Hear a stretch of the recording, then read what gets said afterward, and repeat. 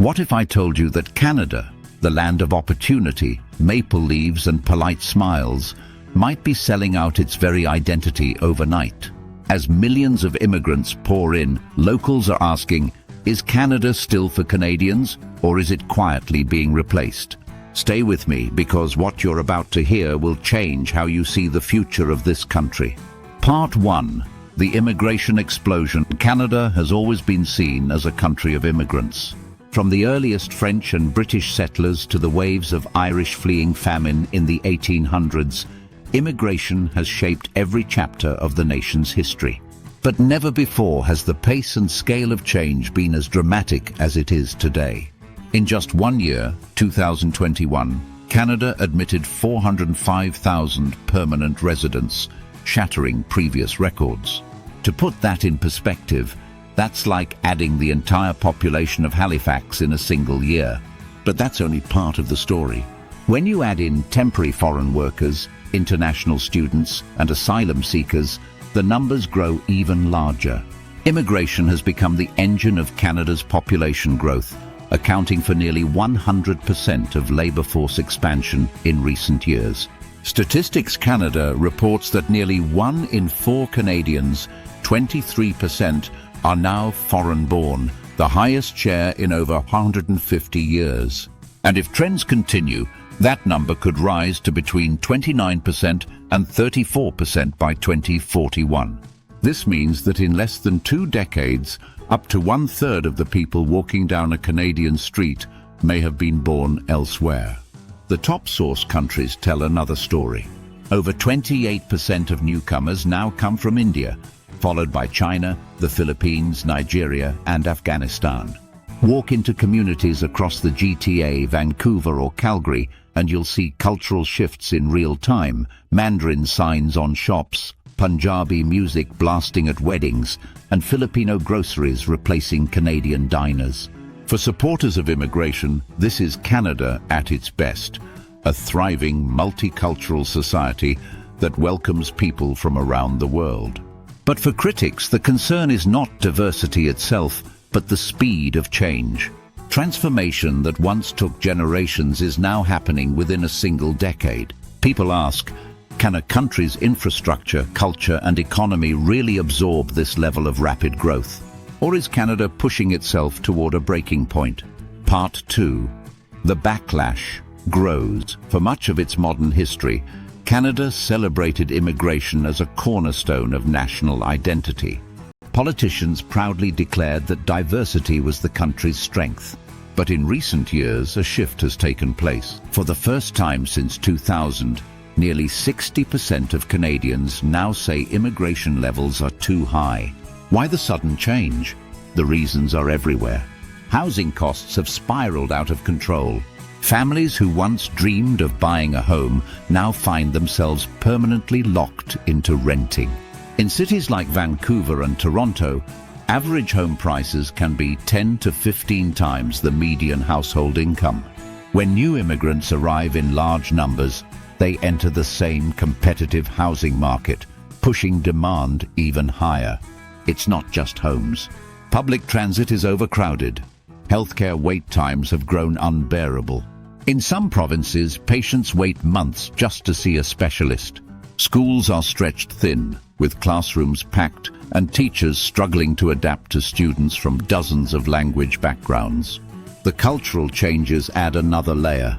Some Canadians walk through their neighborhoods and feel like strangers in their own land.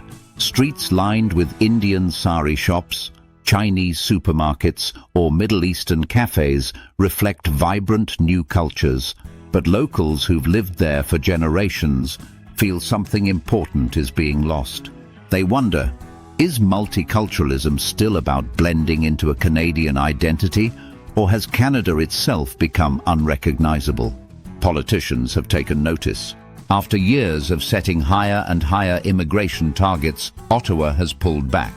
The government now says immigration will fall from 395,000 in 2025 to 365,000 by 2027, while the share of temporary residents will shrink from nearly 7% of the population to just 5%. It's a sign that even leaders who once championed open-door policies recognize the system is under strain.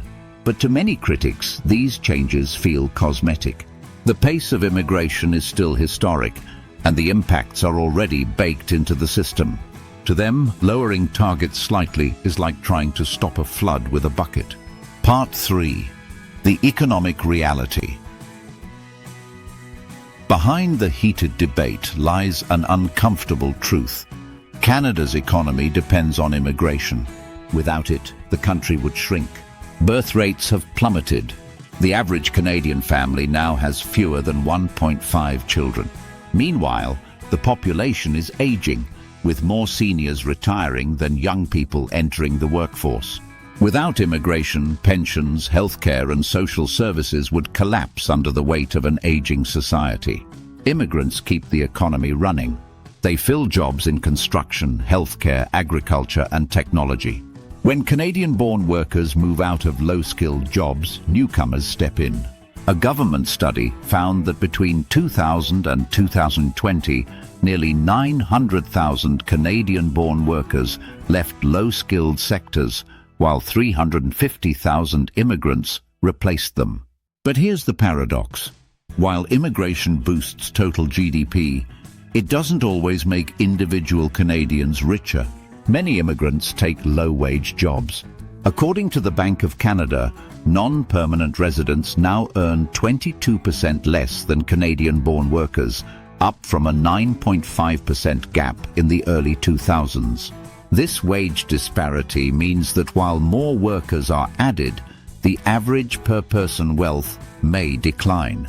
So the question becomes, is immigration about building long-term growth, or about plugging short-term gaps at the expense of future prosperity?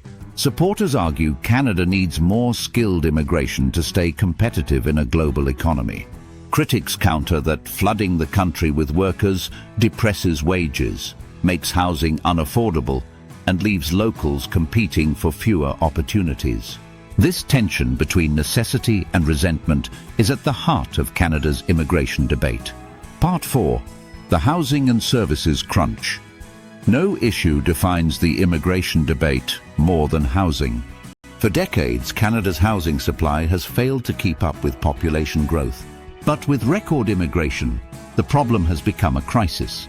Canada's rental vacancy rate is at historic lows, while rents in major cities continue to soar. Young Canadians are increasingly forced to live with parents well into adulthood, unable to afford independence. For many, the dream of home ownership has died. While immigration didn't create the housing shortage, it magnifies it. Each year, hundreds of thousands of newcomers compete with locals for the same limited supply of homes. Builders can't keep up. The result? Prices rise faster than wages, fueling resentment. Healthcare follows a similar pattern. Canada's system was already under strain before the immigration surge. Now, with millions more residents, wait times are worse than ever. Stories of patients waiting 10 hours in ERs or months for life-saving procedures dominate the news. Even though many immigrants eventually become doctors and nurses, the system feels overwhelmed in the short term. And then there's infrastructure. Highways, schools and public transport systems haven't expanded at the pace of population growth. Cities designed for smaller populations now feel choked, with gridlock and overcrowding everywhere. For locals, the frustration is clear. Immigration may bring long-term benefits, but in the immediate present, it feels like a burden they carry without relief. Part 5. The cultural identity question. Economic strain is one thing, but identity cuts deeper. For centuries, Canada struggled to define itself against the shadow of Britain, France, and the United States. Multiculturalism became its answer, a proud celebration of diversity. But now critics argue that immigration at today's scale risks tipping multiculturalism from strength into fragmentation. In places like Brampton, where more than 70% of residents are visible minorities, locals ask, what remains of Canadian culture when ethnic enclaves dominate entire cities? Some see multiculturalism as turning into parallel societies rather than a shared national identity. Language adds tension. In Quebec, immigration is blamed for the decline of French. In English Canada, entire neighborhoods now function primarily in Punjabi, Mandarin, or Arabic. While Canada has always been bilingual, critics say it is slowly becoming something else, multilingual to the point where shared communication breaks down. Food, festivals and traditions shift as well. Canadian diners close, replaced by Indian curry houses or Chinese hot pot restaurants. National holidays feel overshadowed by Diwali parades or Lunar New Year celebrations. For many immigrants, this is beautiful cultural expression. For locals, it feels like erasure. The heart of the question becomes, should immigrants adapt to Canadian culture, or should Canada adapt to them? Conclusion. So, has Canada been sold out? Not quite. But the truth is complicated. Immigration isn't literally replacing locals overnight, but it is reshaping the country at lightning speed. On one hand, newcomers fuel the workforce, bring diversity, and keep the economy alive. On the other, housing, healthcare, and identity feel under siege. The problem is not immigration itself, but the pace, scale, and management of it. Canada faces a choice: slow down and integrate, or push forward and risk backlash. Whatever happens, the Canada of 2040 will look very different from the Canada of 2000. Now I want to hear from you.